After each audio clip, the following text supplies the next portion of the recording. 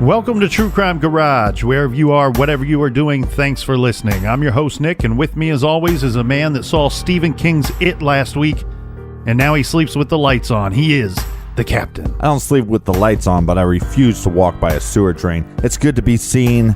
It's good to see you. Thanks for listening. Thanks for telling a friend.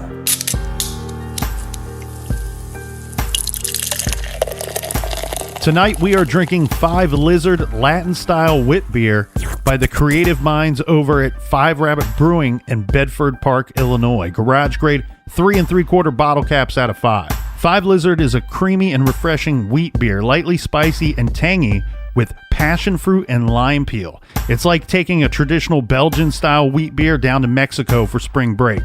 And the result is splendid, my friends. But you don't have to take my word for it because this beer has won plenty of awards.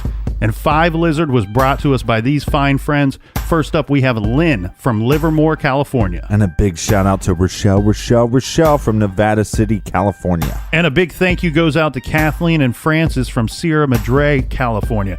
3 in a row, Captain. That's some California love. Yeah, and all the way from New Orleans, we have Paul. All right, let's stay in that neck of the woods as we have Richard from Baton Rouge. And last but not least, we have James and Dara from Bloody Harlan, Kentucky. So thanks to everybody for filling up the fridge for this week's show. If you want to buy us around for next week, just go to truecrimegarage.com and click on the donate button. Yeah, and don't be a douche canoe. We have the douche canoe shirts. They're available for pre-order for like only a couple days, and then I'm pulling it from the site, ordering them, shipping them out, get rid of them. So don't be a douche. All right, Captain, that's enough of the business. Everybody gather around, grab a chair, grab a beer. Let's talk some true crime.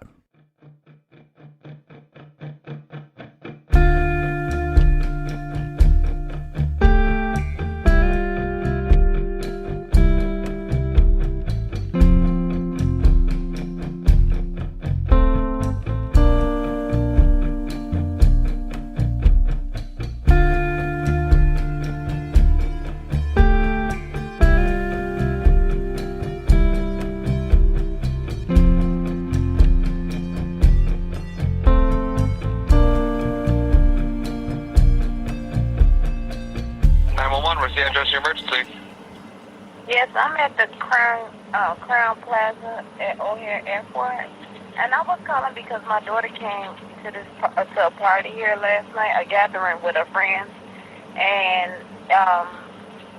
now her friends, they say that they left on the front of the hotel, and she's not able to be found now. She's 19 years old. And you said that and you said the Crowne Plaza at O'Hare Airport? Yes, and they said that when her friends was asking them earlier today, like about 4 o'clock in the morning, because they run the video cameras, they said that they didn't have no cameras. But now I came, and it was a lady, she said that if she heard music, and she asked me that I want to go upstairs, and we went upstairs on the 11th floor, and it was someone came to the room, and she said that she did see my daughter there with a group of girls and a couple of guys. But that's all she just saw because she was busy trying to get reception on her phone. All right, well then, you know what? Are you sure you don't mean the Crowne Plaza in Rosemont? Yes, yes, it is. I'm sorry, the Crowne Plaza in Rosemont. That's exactly where it's at. Okay. Sorry. No, it's okay. And have you and you said you spoke with the front desk. I'm sitting outside right in front of the hotel in a parking lot right now. And they were saying that they haven't seen your daughter since she left, or? No, it's a different set. It's a different it's a new shift, and they said that they haven't seen her. Well, of course they wouldn't have seen her because this is like 3 or 4 in the morning. And I just seen that she was here because I just found the ticket where they entered this hotel. It was at 1:36 p.m. So hold on, this is not her ticket because this was on the 6th. My daughter wasn't here on the 6th. Okay, and you know, real quick, I'm just gonna see if maybe she was here at all. What's your daughter's name? Her name is Kenneka Jenkins. All right, can you spell her? The room wasn't registering her name. She came with some friends here. And, yeah, I just want to verify. I'm about to say, I actually just came in myself. Probably been on shift for about 45 minutes, so I just want to make sure that, you know, maybe she didn't get arrested and sent on her. You know what I mean? I just want to double check everything. But Thank you. you're very welcome. But it doesn't look like we had any run-ins with her last night at all. Do you think it's possible maybe she went to one of her friends' houses, or, you know, she's probably... No, actually, because she had my car. She was driving my car. She know I don't like nobody to drive my car because my insurance will not pay for nobody, no one besides her. And her friends kept calling my phone. I told them to stay out here. They stayed out here, but they called me like about 3-something in the morning. I was laying in the bed. I just had breast surgery. I fought deep breast cancer, so I'm, sedated off medication early, and they telling me she out here. So once I rejuvenated, strengthened myself enough to get up and drive out here to look for her. Once they brought me my car, I right out here, and I came to the hotel, and I showed them a picture of her, and I asked them did they see it, and there was a lady in the lobby, and she heard me asking at the front desk, and she said it was music. She did hear music. She called the one downstairs to report the room, and come to find out it was the people next door. And when we knocked on the door, that person said that she did see my daughter downstairs with, it was like 4 of them, and it was 4 of them. And she said my daughter, she was with 3 of her friends, but her 3 friends said, which then, these kids won't tell the truth. They said that they went upstairs to get her cell phone. And when they went to get her cell phone, she was standing in the lobby, in the front lobby. And then when they came back down, she wasn't there anymore. No, I completely understand. East of Carver entryway. The one issue we have, and it's not necessarily that it's an issue, but she is an adult. She is 19 years old. And, I mean, as of right now... she's 19 years old? That's my daughter, she's 19. Her name is Kenneka Jenkins, K-E-N-N-E-K-A. No, yes. No, I remember that. You told me that she was 19. But what I'm saying is that she, again, she's only been gone for a couple hours. She's, I don't know, maybe she's, she could be somewhere with one of her friends or something, because, I mean, it is only a couple hours since you hadn't seen her, correct? Or since her friends supposedly hadn't seen her? Correct. Let's say about 3 to 4 hours now, they said. They told me. It was like 4 o'clock in the morning when they called me. Yeah.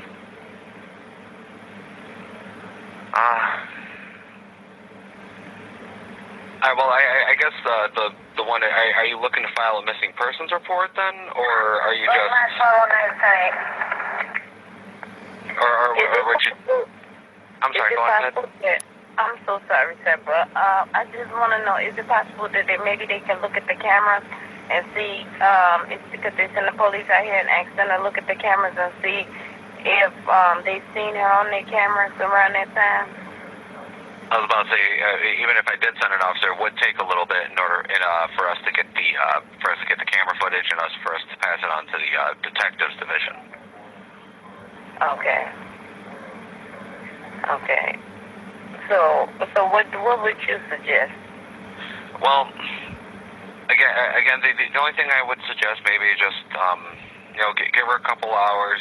She could have went somewhere with one of her other friends. I mean, and who knows what her friends are saying is true. You know what I mean? Exactly.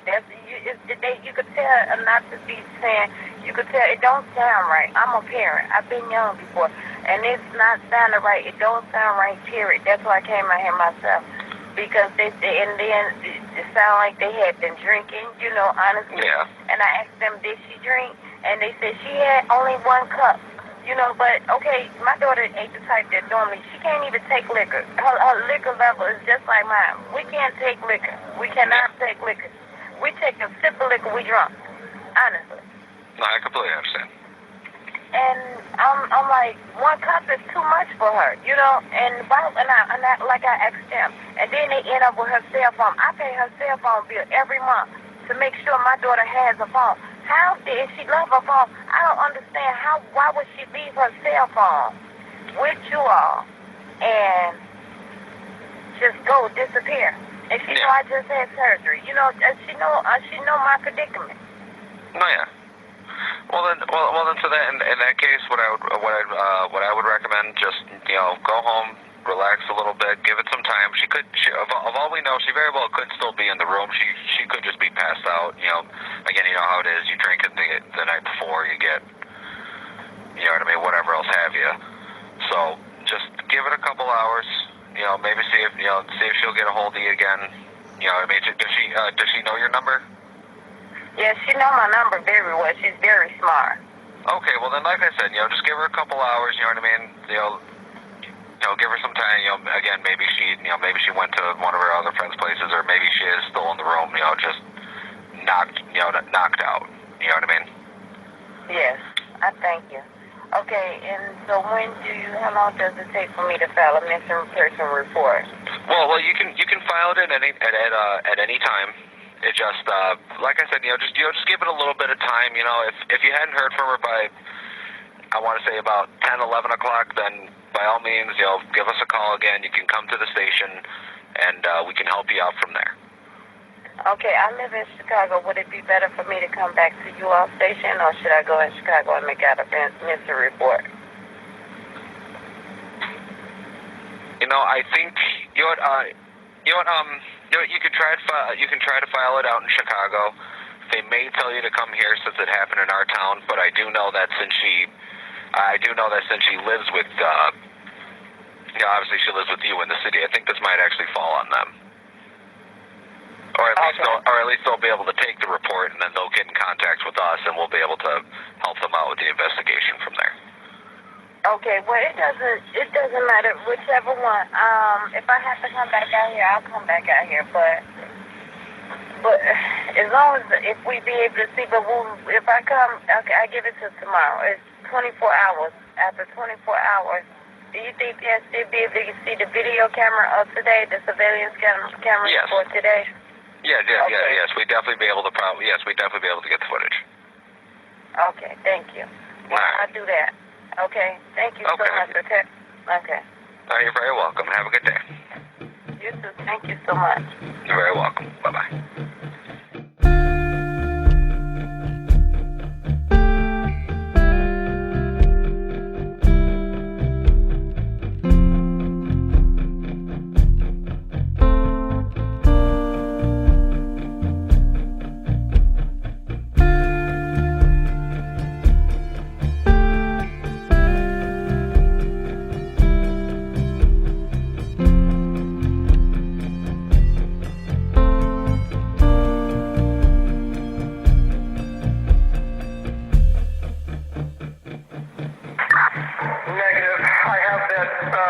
Subject in the kitchen in a freezer. She is frozen solid. 10-4, 600. 600 copies. Make notification. Rosemont 601. You copy? Jerry, what kitchen are you in? I'm in the rear by the dock area of the garbage.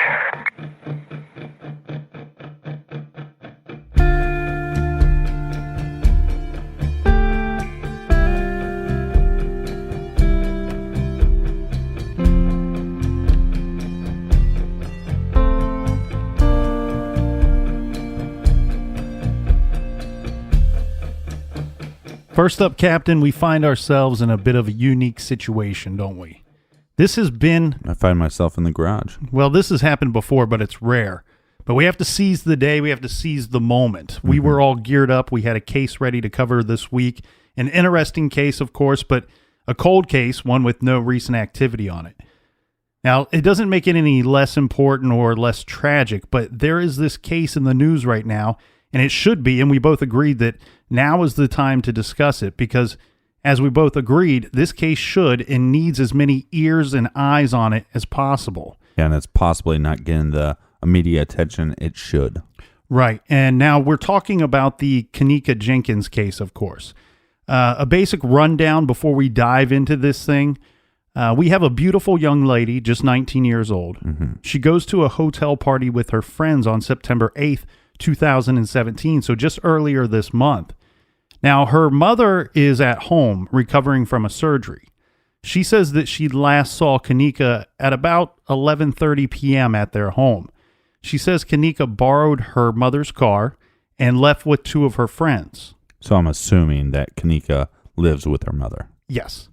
Now, later we would see video footage of Kenneka and three other young women, all about her age, walking together from the hotel lobby. Now, friends of this group of girls are up on the 9th floor.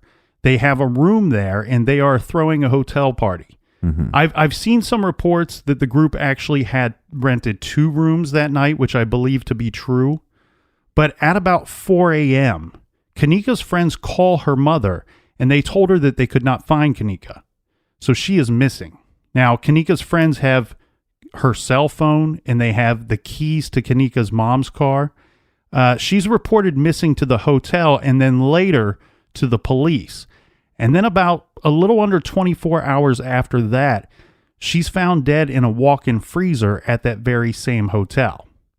Now, usually I don't like to go into this whole basic rundown of the case, but we heard all of that in the trailer. We hear her mother calling 911, asking what she should do, reporting her missing. And then later we hear the officer that found her in that freezer. And those haunting, chilling words that he says, you know, we found the subject. She's in a freezer and she's frozen solid. Yeah, very, very haunting audio clip. Yeah, now this case, you may have heard about it in some form or another. It's a bit of a water cooler case right now. Now, this young lady, was she murdered? Was she drugged? Was someone after her? We don't know. But what I do know is as soon as people started talking, Captain, you and I started talking about this, I was aware of this case and had heard about it. But, you know, when I looked it up last week and even up to earlier today, I've been sucked into this thing and spent a lot of time looking at a lot of different things. Yeah, I actually, and a big thank you to the listeners, because there were so many people on social media saying, "Hey, have you heard of this case?" Nobody's talking about this case, and we see this often, where a white girl goes missing or something happens with a white girl, and media is all over it. But this is a young, beautiful black woman, and not a lot of people are talking about it. well, it may be in the realm of social media, but as far as big time media goes, you're exactly right. Now, I've actually lost a few days on this one. I mean, completely like lost days on this thing. So this is a rabbit hole. Yeah, we know everyone out there is very busy, so you don't need to lose days on this, days like we both have. But if you can hang with us in the garage for a little bit tonight and tomorrow, we will bring you up to speed on everything. We'll tell you what you need to know, tell you what they meaning the authorities, Kenneka's family, and the hotel need to know, or I guess need to figure out. Because right now, I believe Kenneka's family needs a lot of information, a lot of answers and support from both the local police and the Crowne Plaza Hotel. I am happy to say that I have seen a lot of support for her family coming from the public, and of course, we will all continue to do just that. But if the police and the hotel don't have those answers, they need to work together and get them for Kenneka's family. And we can even discuss here tonight if that is happening or not. Well, and we see it multiple times in multiple cases. If major media outlets push an issue, right, or talk about something, talk about a case enough, that sometimes that puts enough pressure on police or people of power to do the right thing or to get the answers faster. Right. And there is, I kind of wanted to just explain what we were talking about in case people didn't recognize the name, Kenneka Jenkins. I wanted to say that from the jump and from the get-go, because this is similar in a way to the Brandon Lawson case and the Missy Beavers case, where, we're going to talk about things that were captured on camera. And so, you need to pay attention out there, because there will be homework assignment for you all. We're not going to tell you what you got to go do, but I guarantee after listening to this case for a little bit, you're going to be trolling the internet looking for these videos. wanting to see them with your own eyes. All right, so you're going to give us homework, but you're not going to tell us what it is. That's the toughest kind of homework you can receive, my friend. Well, let's start with the first footage that we see, and it's of her and her friends walking into the hotel, and they're just going into a party. All right, so the first thing I notice here and want to point out is there is a timestamp in the top right of this surveillance footage. Mm-hmm. And if, the caveat here is if the timestamp is right, this would make it at about 12:13 a.m. And we see Kenneka along with 3 other girls inside the Crowne Plaza O'Hare Hotel. So by this time, it's technically September 9th. This must be a hallway just off of the lobby because you can see there on the right the little business center, with the stack of computers. Mm-hmm. From there, the girls are going to get on an elevator. Now, Kenneka is wearing jeans and a jean jacket.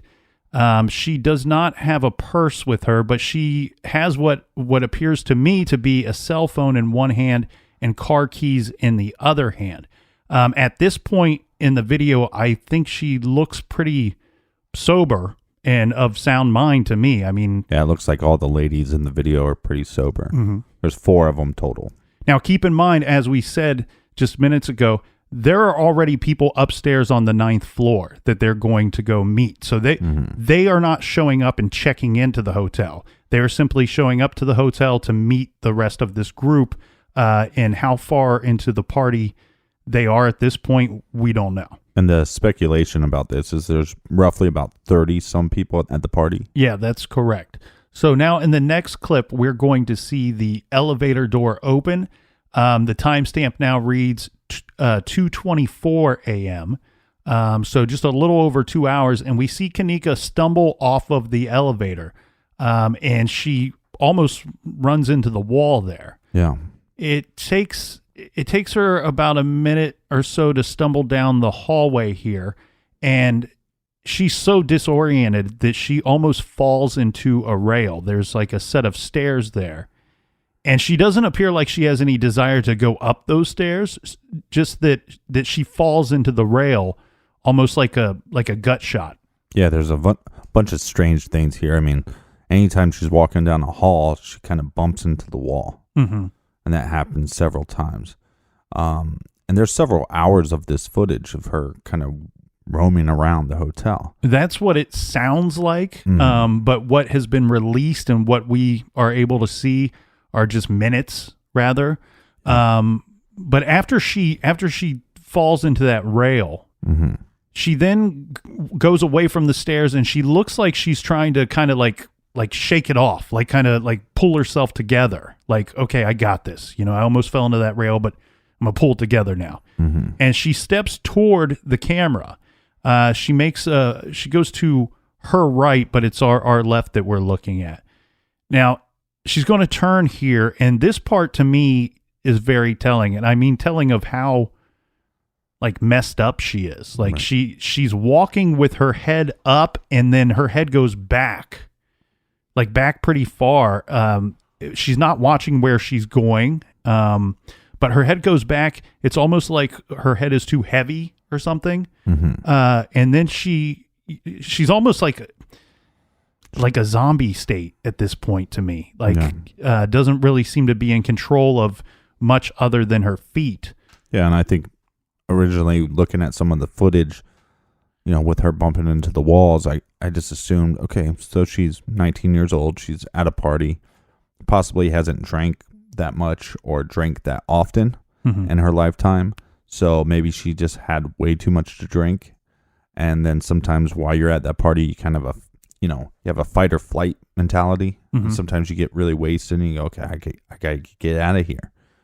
And I think the key words you said there is way too much to drink. When you see this, the first time I saw it, my first take was, wow, she was at a hotel party. She's consumed a lot of alcohol, and I didn't even realize there was such a short window of time from the time she arrives looking sober to the point where she gets off this elevator just 2 hours later, and she appears to have consumed a ton of alcohol. Yeah, and a disclaimer: there hasn't been an autopsy released yet, and there hasn't been a toxicology report released yet. So we'll know more about that later. But again, the running into the wall is okay. Maybe you're drunk, but the head leaning back, I'm almost, like you said, like a zombie state. Yeah. That's when I started getting this gut feeling that this young 19-year-old female is not just intoxicated, that she didn't just drink alcohol, right, or maybe shots, that there's something else going on here. Yes. That's putting her in a whole nother realm. Now, what that is, I'm not really for sure. Now, we see her go out of frame for just a split second or two, and then she appears on camera again, and she stumbles into a door, and it looks like she actually enters whatever kind of room that is. I saw somewhere that it might be a restroom or maybe even a men's restroom, but whatever it is, she's only in there for about 40 to 45 seconds. Now, once she appears again from that room, she turns and she's heading in the direction of the camera. It's hard to say, but I think the way that she is walking, it almost appears to and looks to me like she's getting more intoxicated or more disoriented by the minute. And at this point, it appears like she has something in her hand, and it's not what I saw before. This seems different. Okay, so what you thought you saw before was a cell phone. Yes. Yeah, I thought I saw what looked very obvious to me in that first frame was that she had the cell phone and keys. This is neither one of those objects to me. This appears smaller. Could even possibly be, I've heard some speculation on this. When I see it, it looks to me almost like a napkin or a tissue or paper towel of some sort, maybe even wadded up. And now my question would be, do you see this before she goes into the men's restroom or after? I did not notice it until after she comes out of that room. Okay, so maybe she tried to get sick somewhere. Sometimes when especially when you're drunk, sometimes you just go, hey, if I can puke, I'll feel better, right? Or if I can splash some water on my face. Yeah, I couldn't tell because sometimes I'm so drunk that I'll get into a sink and just take a shower in the sink like a little bird. You know what I mean? Well, prior to her going into that room, she may have had this object in her hand. I don't know, but most of the time she is walking away from the camera, or she's got we have a side view of her. And it's not until she's facing the camera again that I see this small object. Let's dive more into the footage of Kenneka Jenkins right after this quick beer break.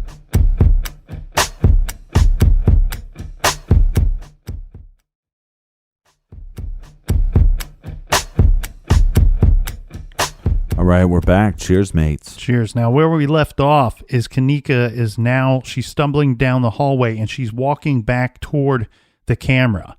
And this will bring us to the timestamp of about 2:32. Now we have Kenneka. She is in the kitchen, or in a kitchen. And it's obvious that it's not an operating kitchen. I mean, this kitchen, from what I can see here on the camera, is extremely empty. I mean, it doesn't even look like a kitchen that was shut down for the evening because, we're in the wee hours of the morning. Well, sometimes, because I'd play a lot of weddings back in the cover band days. And so you'd play at a hotel and you'd have your main kitchen that was used for the hotel guests and all that stuff.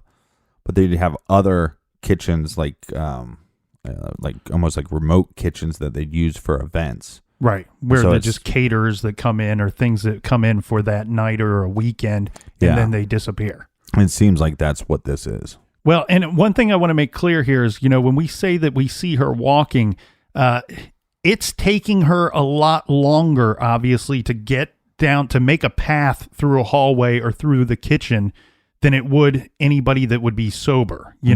Often she's not taking a direct path to where she's attempting to go, I guess you would say. But so she's stumbling about, and it takes her quite some time to navigate through the hallways, through this kitchen. Right. So, we have an individual, again, fight or flight, right? We think that she's, trying to leave that situation, leave the party. Why is she trying to leave? What happened there? She's definitely drunk or on drugs. Mm-hmm. And now, when we say that, a lot of people are going to say, "Oh, you're victim blaming." No, I'm saying that she is on drugs. Then the question becomes, why is she on those drugs? Right. Did she take them, or were they given to her by somebody else? And was it like, here, take this, you'll feel good, and then she took it? Or was it she took these drugs not knowing? So we have an individual that is on something, and I bet money when that toxicology report comes out, we're going to have a lot more answers, Mm-hmm. and it's not just going to be alcohol. Now- And so, but she's trying to get through this area, this hotel, and totally wasted, right? Mm-hmm. And she doesn't know her way.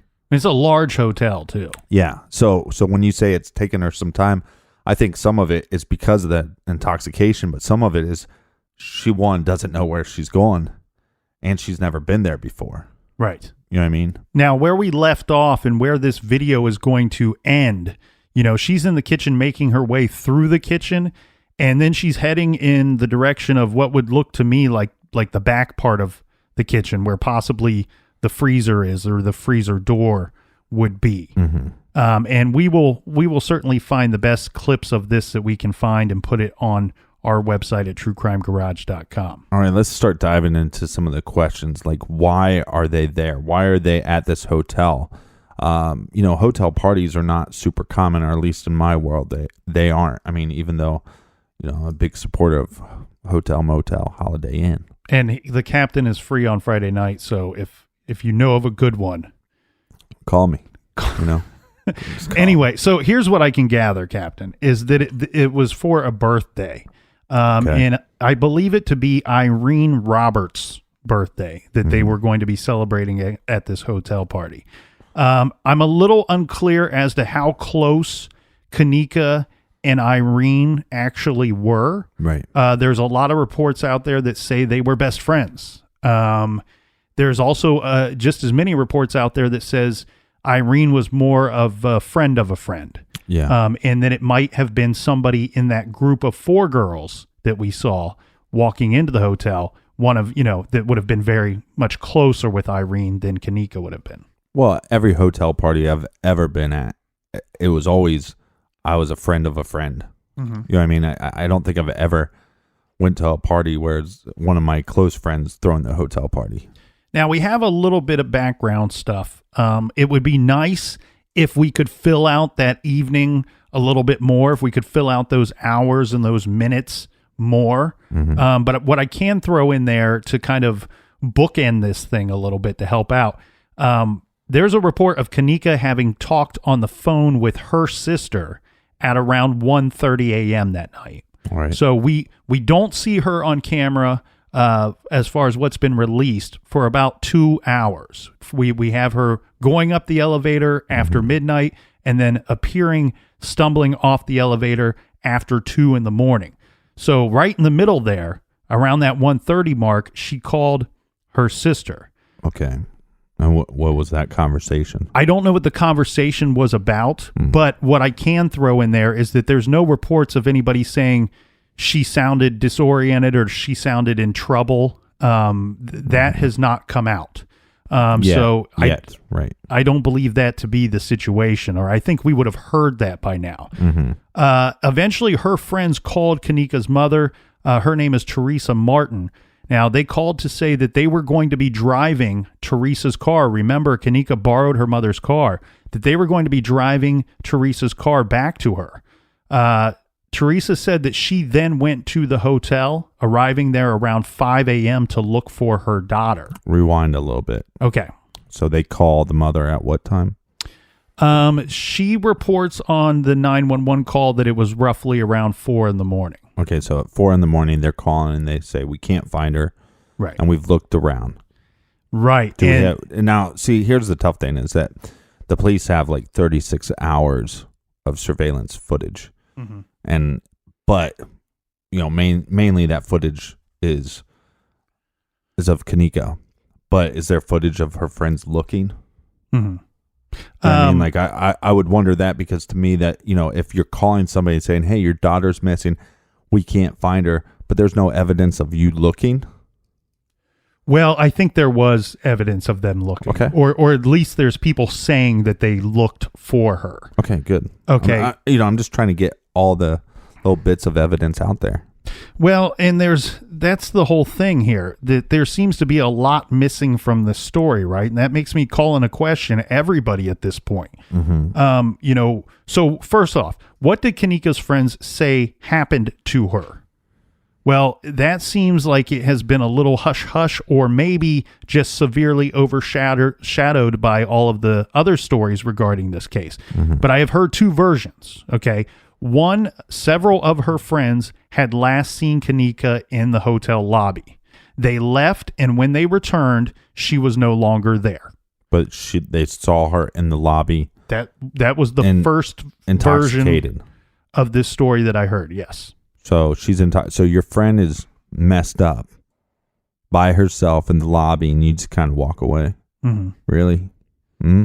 Well, that's what kind of person you are. Like I said, that's the version I heard, and I didn't hear it directly from any of those girls, so I don't know how accurate that statement is. Well, and let's just get, one of the elephants, that's in the room is you have this 19-year-old. I mean, she obviously looks, you can't really tell what her age is from the footage, but I'm saying, she looks a little bit older than 19 is what I'm saying, but not much.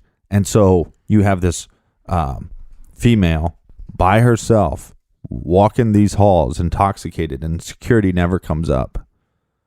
If she's in the lobby, none of the staff comes up and talks to her. Right. You have a responsibility, and not just as a hotel worker. You just have a responsibility as a human. Mm-hmm. Well, do you want to hear the other version of the last time we saw Kenneka's story? Yeah. However, in the other version of this story, Captain, we only have one friend that was with her outside of the hotel room. And she says, didn't leave her in the lobby, says that she thought Kenneka was walking right behind her. And at some point she turns around, and that is not the case. Kenneka is not there. Of course, we have to question both of those stories. Yeah, right? Where was this friend walking to? The way that I've heard it is that she was walking in a hallway. Now, this could be a hallway on the 9th floor, on the 11th floor, the 3rd floor, the lobby. I don't know. So we could assume the majority of the individuals at this party are, 19 to, let's say, 25. Yeah, I would say that's an accurate statement. So, that comes into play, as far as maturity and being able to go forth and talk to adults and come forward and say and tell the truth. Mm-hmm. I'd say that comes into play. Well, and of course, I have to question both of those stories because we have all of this other video footage that's supposedly out there, but we have no footage confirming which, if either, of these stories are actually true. Now, there was one report that I read that said that Kenneka was spotted walking near the lobby stumbling. That is, of course, super unclear, because does that mean she was spotted on camera, as we have already seen, or was she spotted by a hotel employee or someone other than, one of her friends? Because if so, I'm not sure why they would release portions of the tape and then not release other portions of the tape. Mm-hmm. And speaking of the tape, let's get into this whole argument, right? Well, look, they have to, when they find her body, right? We don't know what other evidence they have, right? So as of right now, all we're hearing is that she walked into the freezer. There was a camera above the freezer that wasn't on or didn't work for whatever reason. Right. So they don't have actual footage of her going in or how she got in. And so that, leads to speculation that maybe somebody was with her. But all the video footage before that kind of, I would say argues that point. Argues that there was somebody else with her. So, but what else do they know? Was there a puncture wound? Was her head hit? Did she have a black eye? You know what I mean? There could be all these things that maybe they know that we don't know. So to be on the cop's side here, maybe they've only released certain amount of footage because either the other footage is like, it doesn't matter. You don't need to see that. Mm-hmm. Because when they say 36 hours of footage, they could have an hour of footage where she's way off in the distance and you can't really see anything. But they also have an investigation that they have to do. And maybe there's certain key moments, like you said, her talking to her friends in the lobby or whatever, that the police are trying to get to the bottom of, and they don't want to mess up their investigation. Mm-hmm. I don't believe they have 36 hours of footage of Kenneka Jenkins. I don't think so either. Not for a second. That's a hard sell for me, because that means you got several hours of her stumbling around. I mean, she didn't stumble around for a day and a half. Well, I think maybe when they said that we have 36 hours, I mean, you might have, let's say, in one hallway, you might have 2 or 3 cameras. Mm-hmm. So if she stumbles around in, let's say, for 20 minutes, and you have 3 or 4 different angles of this shot, mm-hmm. then you're adding that to the time. Right. So possibly it's like when she's in the kitchen, it seems like there's multiple camera angles and stuff of this footage in the kitchen. And so it's like, okay, so maybe they have a combined, and they might have some footage. I'd be interested in this too. I mean, I wonder if they have some footage of the floor that the party was on. Right. So you're talking about if they have footage of that and you have people going in and out of that party, and then you have 2 angles of that. And so you go, well, we got 8 hours of that. Well, 2 camera angles, that's 16 hours. Mm-hmm. We're getting a lot closer to 36. But like you said, we're in agreement on the fact that the footage, they've released, 30, 40 minutes to the mother? I believe so, yes. And that might be all they have. Right. And they're getting kind of a bad rap for that, but that's a lot of footage. Well, that's a lot more footage than most people get. Well, okay, let's go down that road for a little bit, and and then we'll get into the whole argument about these tapes, because obviously the police wanted the tapes, right? Obviously, mm-hmm. Then the family wanted the tape, but there seems to have been some delay just getting it to the police. And I'm going to try to offer a little bit of insight regarding the cameras. The first obvious thing I have here is these are motion censored cameras. A motion triggers the recording, and it records until the camera no longer detects motion.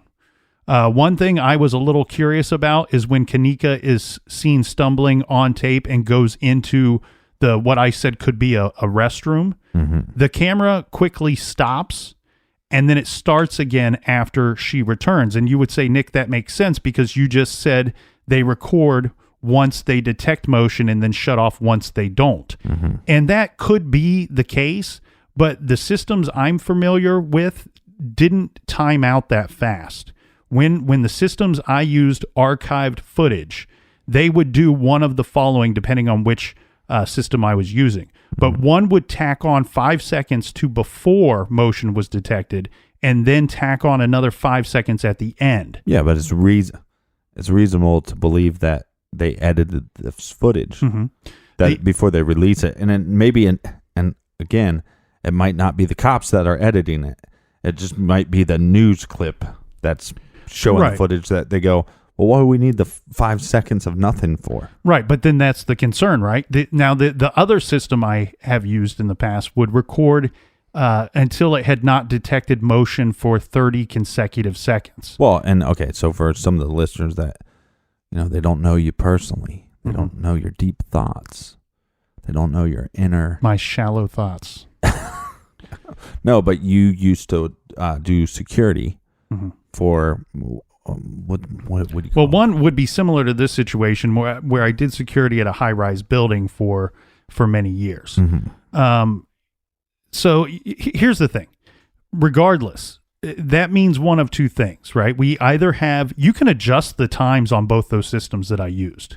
You can make them more efficient. Maybe you can't have the ability to hold so much archive footage, so you really want to trim that down. Mm-hmm. So those can be adjusted. But it means one of two things. Either, like you said, it's edited, or they have it set to timeout immediately. Mm-hmm. Now, the hotel, they have 47 cameras on this property. And so maybe for the storage purposes, they wanted or set those systems to time out immediately. But the reason why I bring that up, though, is because that's an obvious point where it is some kind of edit or it timed out immediately. The concern here being is, like you said, who edited that tape? Was it the newspapers or the news footage? Was it the police? Was it the hotel? Right, not the newspapers, but yeah, the news teams, or was it the police? Yeah. Mm-hmm.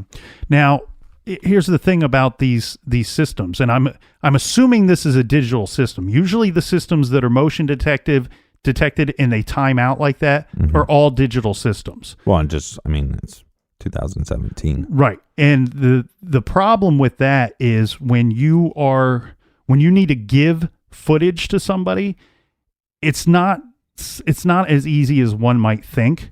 This might be the cause for some delay of getting that footage to the police. Mm-hmm. The way that I've heard this explained to me is that the police did witness some of this video camera footage at the hotel itself, but they're saying, we want our own copy of this, and we want a copy of everything that you have. And you said 36 hours. I'm guessing what that 36 hours means is that between the time that she arrived to about the time that they found her, is roughly 36 hours. We want to see all 36 hours of that because we want to know and see everything that she could have seen, experienced, or witnessed from the time she arrived until the time she was found. Well, maybe also we want to see from the time that she goes missing, the actions of employees and actions of people from the party.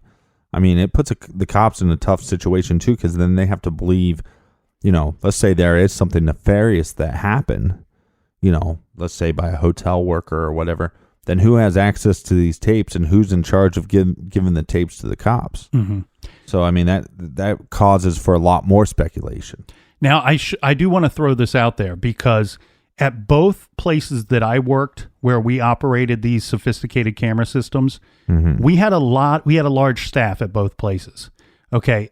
In the last place that I worked, there would be only 2 people that would probably be able to provide you with archived footage. There would only be 2 people that would even be able to know how to go back in time and show the footage to somebody there, let alone send it off to them. And at the place I worked before that, it was even larger staff. There might have been 3 or 4 people that knew how to do that. So that's obviously going to create some kind of delay. Does it mean anything? I don't know. Should we blame anybody for it? Probably, because if you have a few people that can do that, let's get that person in here and let's get this squared away as quick as possible. Yeah, but again, I think some of this stuff is, whether there's 5 seconds there, 5 seconds not. I mean, we kind of get pretty much the full picture of what happened. The big question is, why didn't that camera above the freezer work? If there was a camera above the freezer, there's been an argument that there is no camera in that location. Right, but that's the tough thing about this case is whatever is brought up, there's an equal argument against that. So we have had publicly, we have the family fighting to see all of the video, which I think is a fair fight, even though they're not met with fairness on the other end. We have where's the pushback coming from? Probably the police and the hotel as well. But I think there's been a lot of conflict between the family and the police department from the get go. I mean, I think the mother wanted to see her daughter's body in the freezer, and I don't think they said it's a crime scene. You can't come see this. To me, and that's a very odd statement because, well, if it's a crime scene, then yeah, I get the reason why you don't want her to see the body or you don't want her to contaminate any of the crime scene. Mm-hmm. But then if you start saying, well, we have reason to believe that this was an accidental death, well, then is that a crime scene? Well, I guess it's an investigation scene because here's what their statement is. This is this was as of September 25th.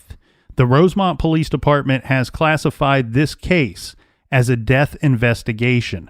the Cook County Medical Examiner's Office has said the cause and manner of Jenkins' death is pending both additional police work and toxicology results.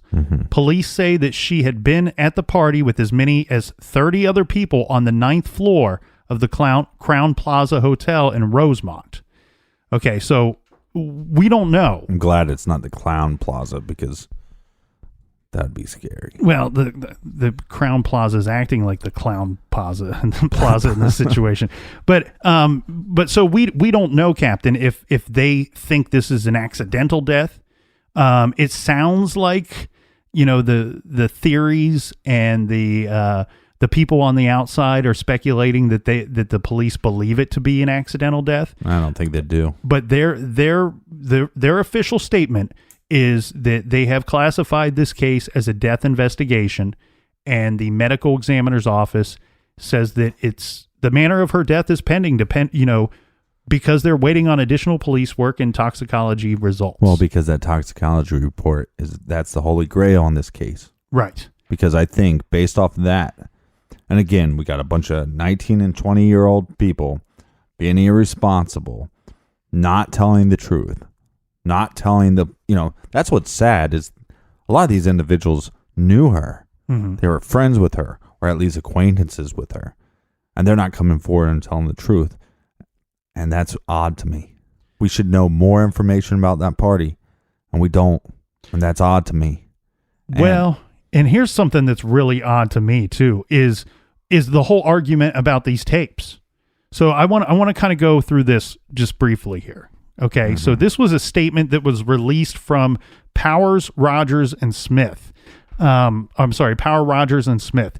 This is the attorneys that Kenneka's mother has hired to represent her and to basically start their own investigation because we're not happy with the current investigation. Mm-hmm. So their official statement was, serious questions remain regarding what happened to Kenneka Jenkins at the Crowne Plaza Hotel on September 9th, 2017.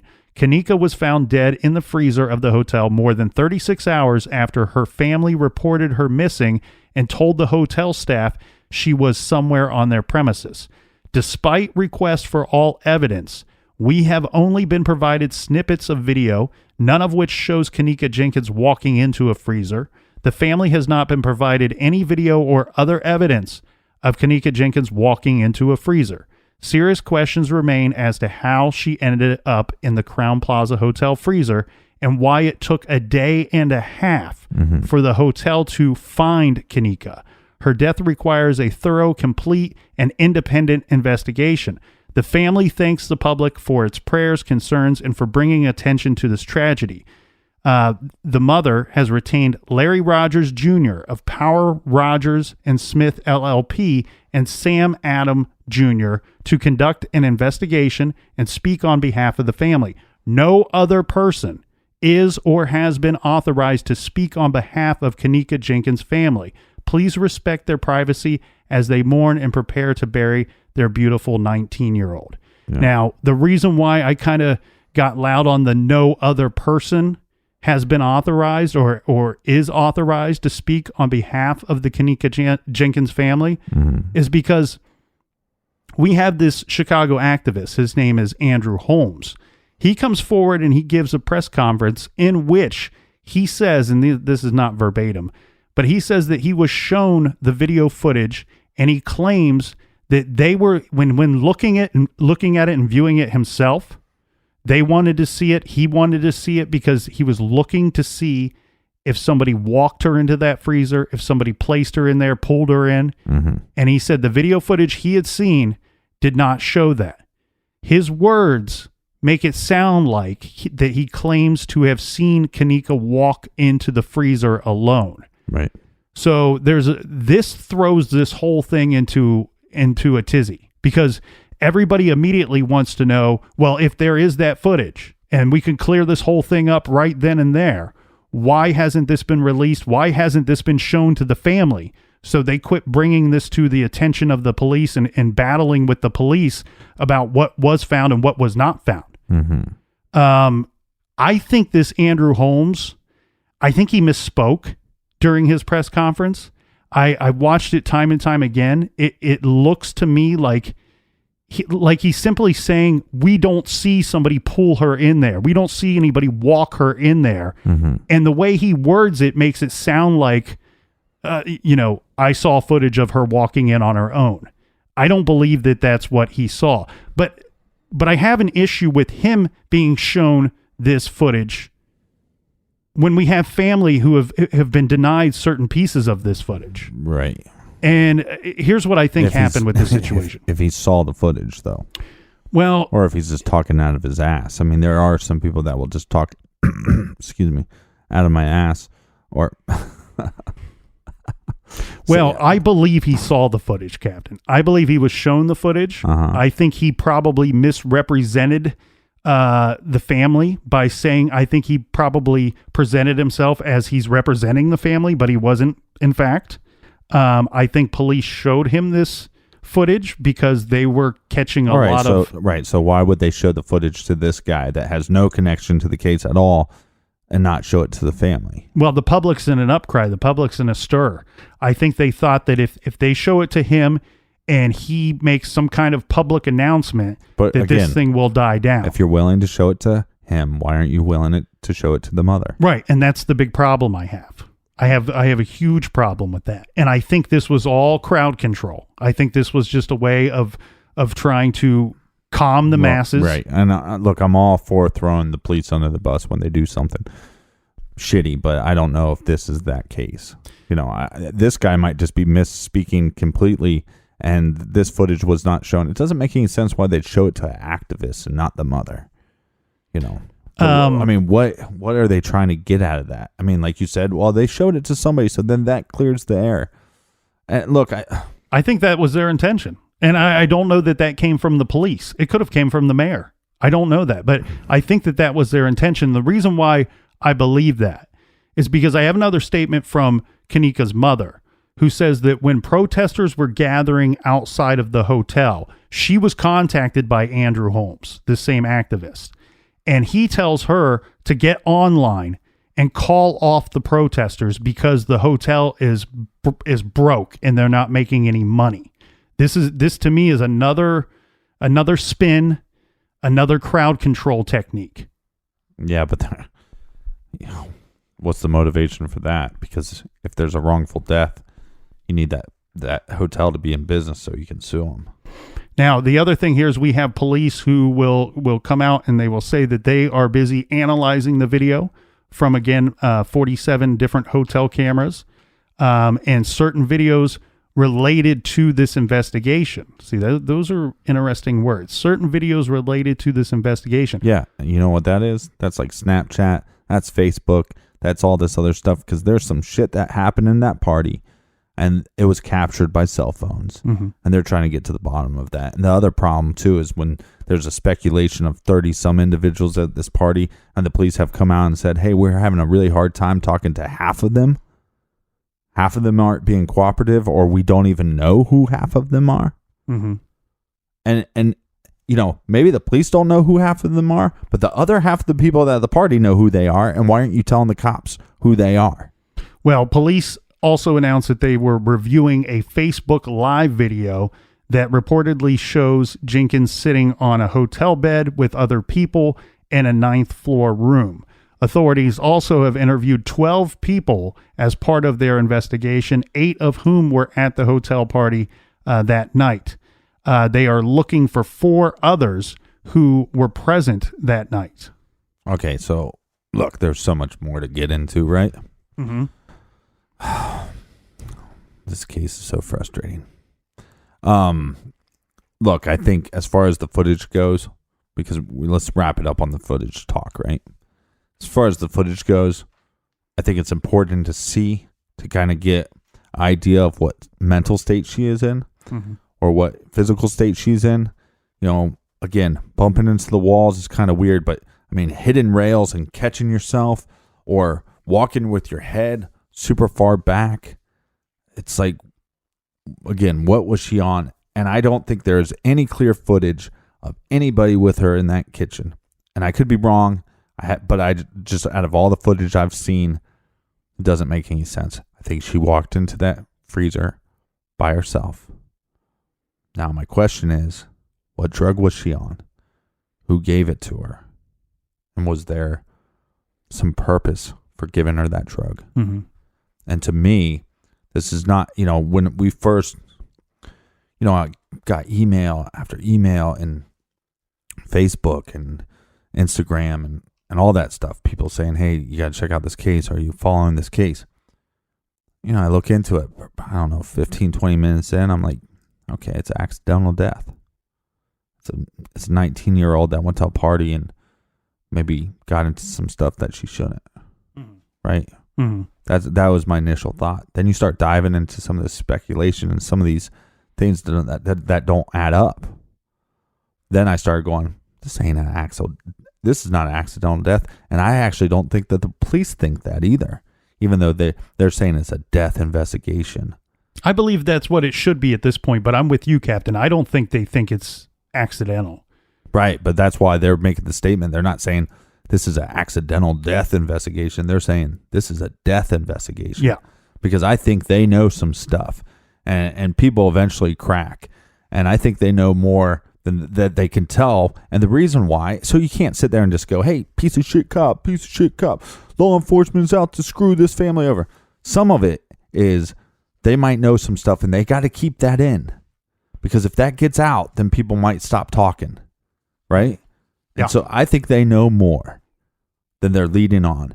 And that's why they called it a death investigation. And I think eventually it's going to become a murder investigation.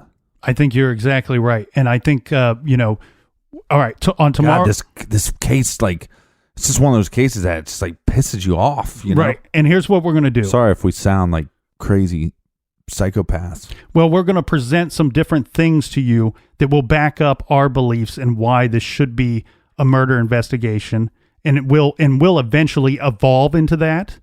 And I also think this is a very solvable case. I think right now we're sitting here needing a lot of answers. The family needs and deserves a lot of answers. I think they're going to start piecing this thing together, and there could be a lot of people in trouble. A lot of people have been telling us because of the new iTunes update that they were no longer subscribed to the show. So they've had to resubscribe. So that might be something that you want to check and make sure you're subscribed to the show. Thanks for listening. Thanks for telling a friend. Oh, yeah. And the thing here, too, Captain, the 5-star reviews have been fantastic. Mm-hmm. And also a quick reminder, just 2 days left. Just 2 days left on the Douche Canoe t-shirt orders. So go ahead and place those today. Yeah, don't be a boner. Get your Douche Canoe shirts today. All right, that's enough for today. We will see you back here in the garage tomorrow. Until then, be good, be kind, and don't litter.